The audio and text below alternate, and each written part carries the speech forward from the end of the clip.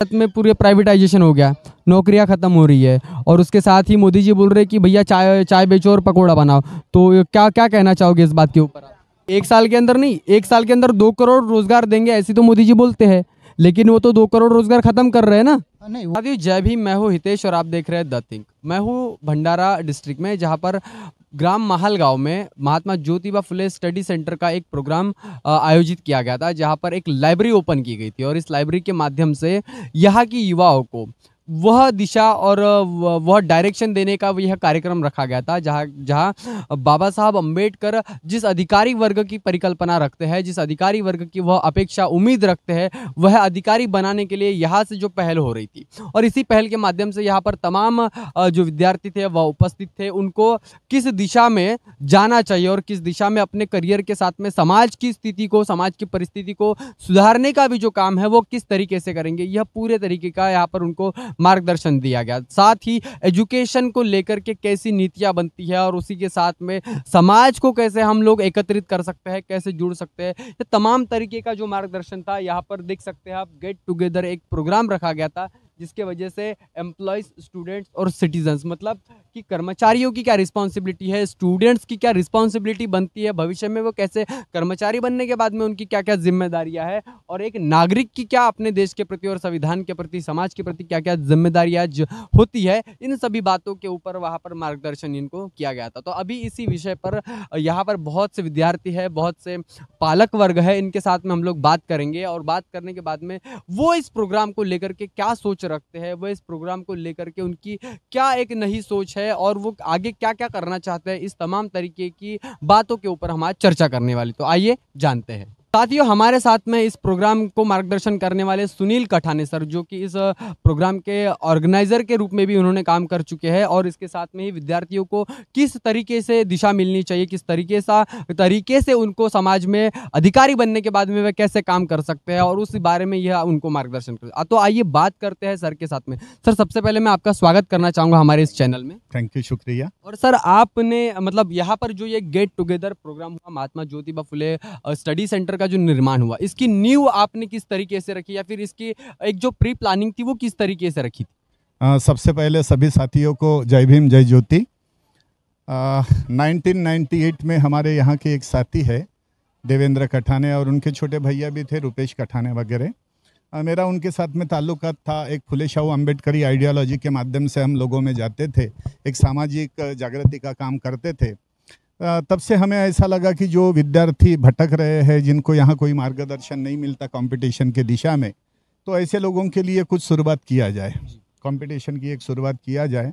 तो शुरुआत यहीं से हुई, महलगांव से शुरुआत हुई। उस समय प्रारंभ में तो कुछ 5 लड़के थे यहाँ, और 5 लड़कों ने जो यहाँ कंपटीशन के माध्यम से शुरुआत की, स्पर्धा परीक्षा के माध्यम से। तो ये जो शुरुआत हुई थी 1998 में, आज उसका कारवा यहाँ तक बढ़ गया कि यहाँ से लगभग 300 कर्मचारी तैयार हुए हैं। यहाँ से वो जो हवा है वो हवा बपेरा तक गई। बपेरा में लगभग आज से 10-12 साल पहले एक स्टडी सेंटर माननीय सामाजिक कार्यकर्ता एक यादवराव जी बोरकर भाऊ है, उनके माध्यम से वहाँ स्टडी सेंटर ओपन हुआ, क्रांति ज्योति सावित्रीबाई फुले स्टडी सेंटर। मुझे ऐसा लगता है कि उस स्टडी सेंटर के लिए सारा जो योगदान है, जो कुर्बानियाँ उनको देनी थी, जो त्याग करना था, उन्होंने बहुत ज़्यादा वहाँ त्याग किए। वहाँ स्वयं उन्होंने एक अपने पैसे से एक इमारत भी खड़ी की है। और आज देखा जाए तो ये 10-12 साल में बपेरा से भी लगभग 50-60 स्टूडेंट जो है वो 50-60 स्टूडेंट सर्विस पर गए हैं। वहाँ से वो हवा जो गई तो बहते बहते वो सिहोरा तक आई। सिहोरा में एक छत्रपति शाहू महाराज अभ्यास केंद्र का निर्माण हुआ। वहाँ से भी 49-50 जो लड़के हैं वो सर्विस पर लगे। वो देखा देखी फिर वहाँ क्रांति ज्योति सावित्रीबाई फुले मुलींचा अभ्यास केंद्र तैयार हुआ। पिछले 3 साल पहले वहाँ अभ्यास केंद्र तैयार किया गया जो खास लड़कियों के लिए था। तो वहाँ से भी 2 लड़कियाँ अभी सर्विस पर गई हुई है। वो सिहोरा से लेकर तो फिर चुल्हाड़ तक वो हवा पहुंची। चुल्हाड़ में एक डॉक्टर बाबा साहेब अम्बेडकर अभ्यास केंद्र तैयार हुआ। 4 साल पहले वो अभ्यास केंद्र तैयार हुआ था। उस समय तक तो वहाँ कोई रिजल्ट नहीं आया था, लेकिन वो रन करने की जिम्मेवारी मुझ पर आई पिछले साल। तो रन करने की जैसे ही मुझ पर जिम्मेवारी आई तो उनको जो भी प्रेरणा देना था, उनको जो भी मार्गदर्शन करना था या उनको जो भी मदद करना था, वो सारी चीज़ें निरंतर मेरे द्वारा हुई। और उसका परिणाम ये हुआ कि उस doctor Baba Saheb Ambedkar study centre से पिछले 1 साल में ही 9 रिजल्ट हमारे निकले हैं। तो ये जो कारवा यहाँ से शुरू हुआ था, जो कठाने बंधुओं के माध्यम से या फिर बपेरा तक पहुँचाया और फिर सिहोरा तक पहुँचा, तो ये कारवा अभी दूर तक फैल रहा है। लगभग अभी तक अगर देखा जाए तो 500 के करीब हमारे जो स्टूडेंट है वो सर्विस पर गए हैं। लेकिन स्टूडेंट ने सर्विस पर जाना, अपने बीवी बच्चों का ही ख्याल रखना, ये हमारा कभी भी मकसद नहीं था। मतलब कि जो कर्मचारी वर्ग आप पैदा कर रहे हैं, उस कर्मचारी वर्ग की सिर्फ जवाबदारी उनके परिवार के प्रति ही ना हो, उनकी समाज के प्रति भी कुछ जिम्मेदारियां है और मिशन मूवमेंट के प्रति भी कुछ उनकी जिम्मेदारियां है। उनके प्रति अवेयर करने का जो काम है, ये आपका जो स्टडी सेंटर है, ये आप तैयार कर रहे हैं, ऐसा आपका कहना? हाँ, बिल्कुल सही बोल रहे हैं आप। जो भी शिवराय फुले शाहू अम्बेडकर की विचारधारा है, वो विचारधारा उनके अंदर निर्माण हो, क्योंकि जब तक ये विचारधारा उनके अंदर निर्माण नहीं होती तब तक पे बैक टू दी सोसाइटी की जो भावना है या सामाजिक ऋणानुबंध की जो भावना है या समाज के लिए हम कुछ लगते हैं, हमारा कुछ कर्तव्य है, ये भावना उनके अंदर पैदा नहीं हो सकती जब तक वो शिवराय फुले शाहू अम्बेडकर की विचारधारा आत्मसात ना करे। इसलिए प्रारंभ से ही हमने ये प्रयास किया है, चाहे वो महालगांव हो, चाहे वो बपेरा हो, चाहे वो फिर सिहोरा हो, चाहे फिर वो चुल्लाड़ हो। प्रारंभ से हमने ये प्रयास किया है कि महापुरुषों की जो विचारधारा है, पढ़ाई के साथ साथ उनके अंदर पेनिट्रेट हो, विद्यार्थियों के अंदर, ताकि वो अपना भला कर सके, एक समाज का घटक इस नाते समाज का भला कर सके, एक देश का नागरिक इस नाते देश का भी भला कर सके। ये हमारी मूल भावना थी, फुले शाहू अम्बेडकरी विचारधारा उनके अंदर पेनिट्रेट करना, ताकि एक सामाजिक ऋण की एक आखिरी सवाल मैं आपसे पूछना चाहूंगा, ये जो स्टडी सेंटर और इसकी जो भी आपने नींव रखी है, लेकिन आप वर्तमान में देख रहे हैं कि नौकरियां तो खत्म हो रही है। आप जितनी अगर सरकारें जो चीज़ें कर रही है, प्राइवेटाइजेशन कर रही है, प्राइवेट हाथों में दे रही है, जिसके वजह से रिजर्वेशन पूरी तरीके से खत्म करने की जो प्री प्लानिंग है वो सरकार कर रही है, तो इसके ऊपर आप क्या सोच रखना चाहो, क्या क्या कहना चाहोगे इसके ऊपर? भाई देखिए, कसाई से हमने अपेक्षा नहीं करना चाहिए कि वो हमको ना काटे, वो कसाई का काम करेंगे ही। लेकिन अगर हम यही कहते रहे, जो हमारे स्टूडेंट है उनको हम यही कहते रहे कि भाई सर्विस तो खत्म हो रही है, सर्विस तो खत्म हो रही है, तो इनके अंदर निराशा पैदा होगी। सर्विस है, ये कबूल है हम लोगों को कि जिन सत्यानाशी लोगों के हाथ में इस देश की व्यवस्था है, वो सत्यानाशी लोग इस देश के लोकतंत्र को खत्म कर रहे हैं, इस देश का जो समाजवाद है उसको खत्म कर रहे हैं। तो इसके बावजूद भी सर्विस है। अगर हम यही कहे कि सर्विस खत्म हो रहे हैं, सर्विस के दरवाजे बंद हो रहे हैं, तो हमारे स्टूडेंट निराश होंगे। इस साल अगर देखा जाए तो जो रिजल्ट आए हैं, हमारे सिहोरे के लगभग 7 रिजल्ट इस साल आए हैं, चुल्हाड़ के 9 रिजल्ट इसके साथ में हमारे आए हैं। तो इसका मतलब यह है कि कहीं ना कहीं सर्विस है। तो जो भी हमारे पास में अवेलेबल है उसका हमने फायदा लेना चाहिए, उसके लिए कसकर हमने तैयारी करना चाहिए। कंपटीशन जितना भी बढ़ रहा है, लेकिन हमने तैयारी जो है वो कंटिन्यू रहना चाहिए। हमने तैयारी करना चाहिए, क्योंकि अगर हमारे पास में कर्मचारी है तो हमारे पास में पैसा है, अगर पैसा है तो हमारे पास में आंदोलन है, अगर आंदोलन है तो संघर्ष है, अगर संघर्ष है तो व्यवस्था परिवर्तन की हम आशा कर सकते हैं। जो ब्राह्मणी व्यवस्था इस देश में हमारा सत्यानाश कर रही है, जिसको हम मनुवादी व्यवस्था कहते हैं, अब ब्राह्मणी व्यवस्था अगर ऐसा हम नाम लेते हैं तो इसका मतलब ये नहीं समझना चाहिए कि हम ब्राह्मणों का विरोध करते हैं। जो भी ब्राह्मणी जो असमानता को मानते हैं, जो गुलामी को मानते हैं, ऐसी जो सारी प्रवृत्तियां हैं उनको हम ब्राह्मणी व्यवस्था कहते हैं। तो ऐसी व्यवस्था का हम विरोध करना चाहते हैं।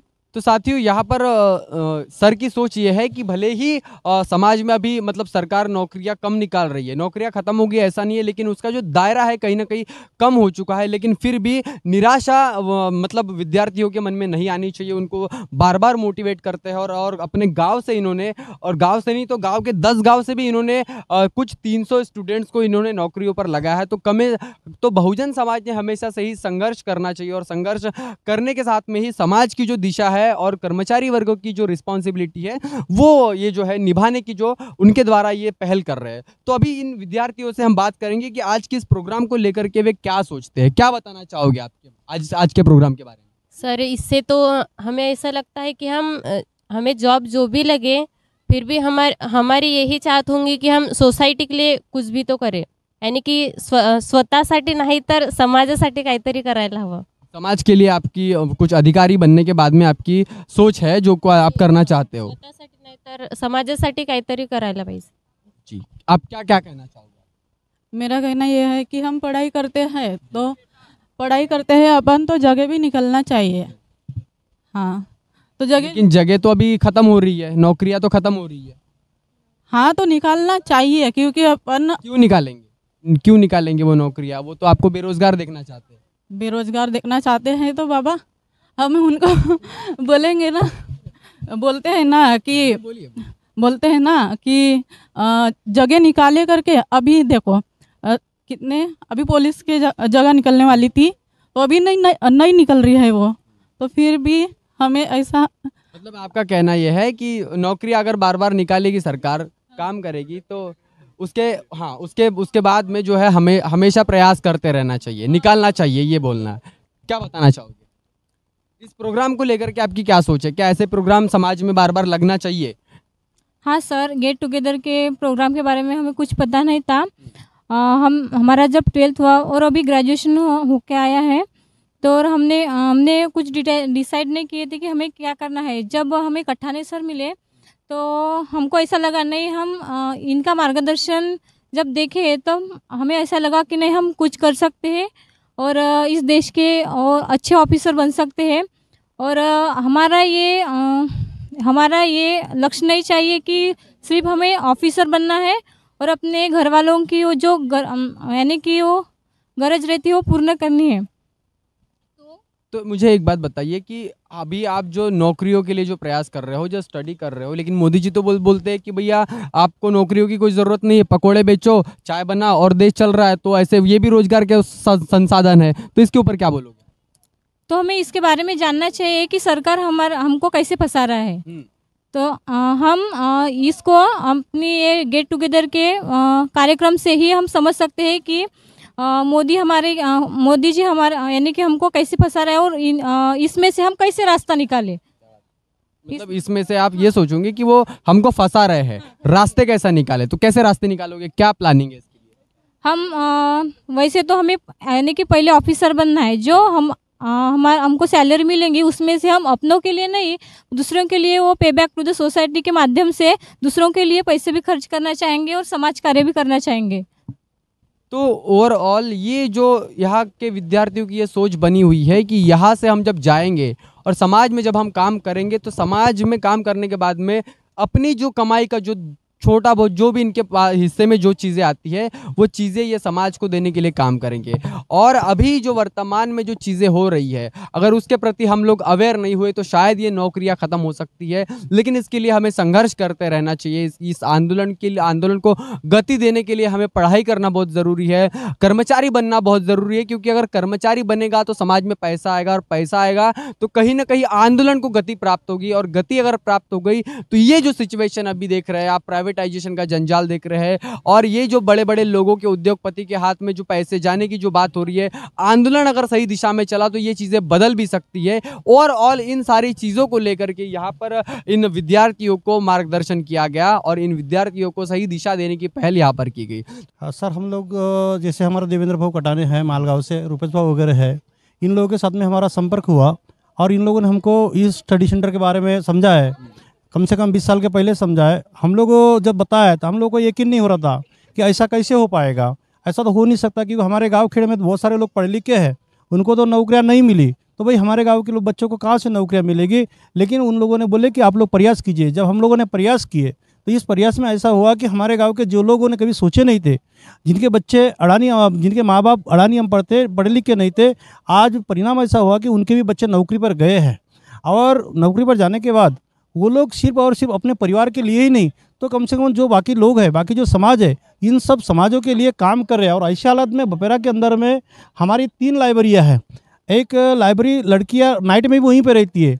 हम लोगों ने सोचे कि जिस तरीके से लड़कों को पढ़ाई की सुविधा मिलती है, उसी तरह से लड़कियां भी एक अपना अंग है, तो हम क्यों न उन लड़कियों के लिए भी सुविधा किए। इस बात को ध्यान में रखते हुए हम लोगों ने लड़कियों के लिए लाइब्रेरी खोले, और लाइब्रेरी में नाइट में भी रहने की उनकी स्पेशल सुविधा है। मतलब कि आपका ओवरऑल स्टडी सेंटर तो है ही, हाँ। लेकिन रेसिडेंशियल वहाँ पर फैसिलिटीज़ आपने अवेलेबल वहाँ पर करवा दी है, जिसके वजह से स्टूडेंट वहाँ पर पढ़ेंगे भी और रह भी सकते हैं। हाँ, बच्चे पढ़ते भी है, रहते भी है। सिर्फ खाने की जो प्रॉब्लम है, सिर्फ खाना खाने के लिए ही वो लोग घर में जाते हैं, नहीं तो बाकी पूरा समय बच्चे अपने लाइब्रेरी में ही देते हैं।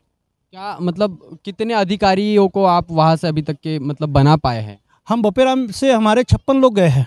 56 लोग नौकरी पर गए हैं और अभी उसी के लिए प्रयास चालू है। अभी हम देख रहे हैं कि अभी तक तो हमारे जो क्लास 4 क्लास 3 में लोग गए, लेकिन हम लोग अभी चाहते हैं कि हमारे लोग अधिकारी बने। अधिकारी बनने के लिए हमने जब देखे कि हमारे जो बच्चे हैं ये जिला परिषद स्कूल में पढ़ रहे हैं, तो हमने सोचे कि हमारे बच्चों को और भी कुछ शिक्षा मिलना चाहिए, इसलिए हमने उनके लिए 4वीं 5वीं से लेके क्लासेस ट्यूशन की सुविधा कराए, वो भी क्लासेस फ्री।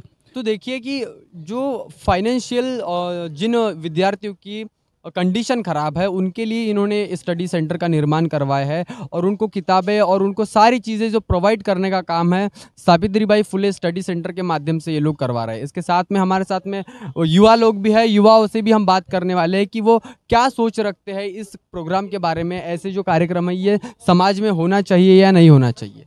हमारे साथ में कुछ युवा साथी जुड़ चुके हैं और इनके साथ में हम बात करेंगे कि ये जो अभी आज जो प्रोग्राम हुआ गेट टुगेदर, एक स्टडी सेंटर की यहाँ पर निर्माण किया गया और फ्यूचर की जो प्लानिंग है वो किस तरीके से की जाए, इस विषय पर आप क्या कहना चाहोगे? क्या ऐसे प्रोग्राम समाज में लगने चाहिए कि नहीं लगने चाहिए?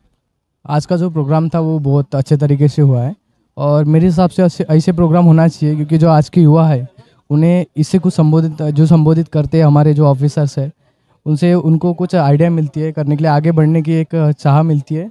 तो मेरे हिसाब से तो ये सब होना चाहिए। हमारे जैसे जो लोग हैं छोटे छोटे गांव से आते हैं, उन्हें कुछ पता नहीं होता ये एग्ज़ाम के बारे में। कौन सी एग्ज़ाम की तैयारी कर रहे हैं? मैं तो कॉम्पिटिटिव कर रहा हूँ अभी, जैसे एज SSC की कर रहा हूँ। SSC की कर रहे हैं।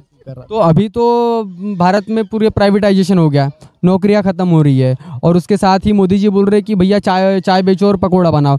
तो क्या क्या कहना चाहोगे इस बात के ऊपर? वो मेरा ओपिनियन तो है, उसके बारे में कुछ नहीं है। अब वो क्या बोलते क्या नहीं, तो हम जिस क्षेत्र में जा सकते हो वो हमारी कोशिश रहेंगी उस क्षेत्र में जाए और कुछ सफलता प्राप्त करे। अब उनका वो देखे क्या कर रहे हैं, तो मुझे पता नहीं। ठीक है, क्या कहना चाहोगे भाई? मेरे हिसाब से तो ऐसे कार्यक्रम होना चाहिए और जहाँ तक हम हैं तो मैं तो SSC का कर रहा हूँ अभी, और SSC का प्रोग्राम ही यही कहता है कि वैकेंसी आनी चाहिए और अभी हम SSC GD का प्रिपरेशन कर रहे हैं। GD का प्रिपरेशन कर रहे हो, लेकिन अभी तो जो है गवर्नमेंट ने जो प्राइवेट नौकरियां जो है वो मैक्सिमम ख़त्म ही कर दी है। जो है ऑन द पेपर है, तो ऑन द पेपर जो ड्यूटियां निकलती है उसके लिए आप देख सकते हो कि कंपटीशन कितने बड़े लेवल पर बढ़ गया है कि नहीं? एक अगर 50 जगह आती तो 50,000 जगह उसके लिए फॉर्म आवेदन आते हैं। इसके ऊपर क्या कहना चाहोगे? हाँ, वो तो अपनी जगह है। जो देखो अभी जो मोदी ने उद्घाटन किया पिछली कुछ दिन की कि हम 1 साल के अंदर में 10 लाख नौकरी अंदर 2 करोड़ रोजगार देंगे, ऐसी तो मोदी जी बोलते हैं, लेकिन वो तो 2 करोड़ रोजगार खत्म कर रहे हैं ना। नहीं, वो तो प्राइवेटाइजेशन के कारण हो रहा है। जहाँ तक प्राइवेटाइजेशन है तो आपको नौकरियां कैसे मिलेगी? नहीं, हम वो तो है, पर प्रयास करना हमारा एक रोल है कि हम प्रयास करना चाहिए। अगर गवर्नमेंट सेक्टर पूरे तरीके से प्राइवेट हो गया, जहां पर आपको सैलरी 30,000 मिल रही थी, वो आपको 10,000 में काम करने के लिए बोलेंगे तो करोगे आप? नहीं, क्यों नहीं करोगे? क्योंकि लेकिन सरकार तो उनकी है ना, वो तो करवाना चाहते हैं प्राइवेटाइजेशन। नहीं, प्राइवेटाइजेशन करके तो नहीं, उससे अच्छा कि हम बेटर की अपना फ्यूचर प्राइवेट में बना सकते हैं। उससे अच्छा फ्यूचर आप प्राइवेट में बना सकते हो? कैसे प्राइवेट में बनाओगे आप ये? उससे अच्छा ये है कि अगर गवर्नमेंट का ऑन रोल कॉन्ट्रैक्ट में रहने के बजाय अगर दूसरे कंपनी में अपन जब जॉब करते हैं तो वो अच्छा बेटर मानेंगे उससे अच्छा, पर गवर्नमेंट के कॉन्ट्रैक्ट में काम नहीं करेंगे। गवर्नमेंट के कॉन्ट्रैक्ट में काम नहीं करोगे, मतलब आप कह रहे हो कि मैं प्राइवेट खुद के काम करूँगा, बिजनेस करोगे आप? अच्छा, तो देखिए कि युवाओं को ये चीज़ें पता होनी चाहिए कि देश में अगर हम नौकरियों को लेकर के जो सोच बनाते हैं और प्राइवेटाइजेशन का जो राक्षस दिन ब दिन मुंह फाड़ के जो चीज़ें कर रहा है, इसके बाद में भी इस सब चीज़ों के बारे में विद्यार्थियों को अवेयर करवाना चाहिए। और भी बहुत से लोग हैं, उनके साथ में हम बात करेंगे। भाई, क्या बताना चाहोगे? सर, आज का जो कार्यक्रम हुआ तो वो कार्यक्रम जैसा कि रोज़गार ज़्यादा से ज़्यादा मिलना चाहिए, जो सरकारी नौकरी है वो अचीव करो ज़्यादा से ज़्यादा। ऐसा भी नहीं है कि नौकरियां ज़्यादा नहीं निकल रही है करके, नौकरियां बहुत सारी निकल रही है, लेकिन लोगों को मालूम ही नहीं कि किस किस सेक्टर में और कौन सी नौकरियां निकल रही है। और उसके बारे में जैसा कि देखा जाए तो बैंकिंग सेक्टर हो, SSC सेक्टर हो और रेलवे सेक्टर, ये सेक्टर ऐसे है कि ज़्यादा से ज़्यादा एम्प्लॉयज़ को हायर करते और हायर करते तो है, लेकिन उसमें भी हमारे जो गाँव खेड़े के जो बच्चे हैं या जो गाँव में रहते हैं वो ग्रुप D लेवल और ग्रुप C लेवल के करते हैं।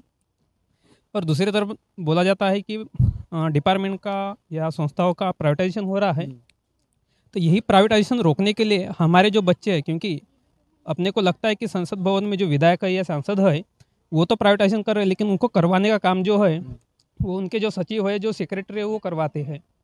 सीधी सी बात ये है।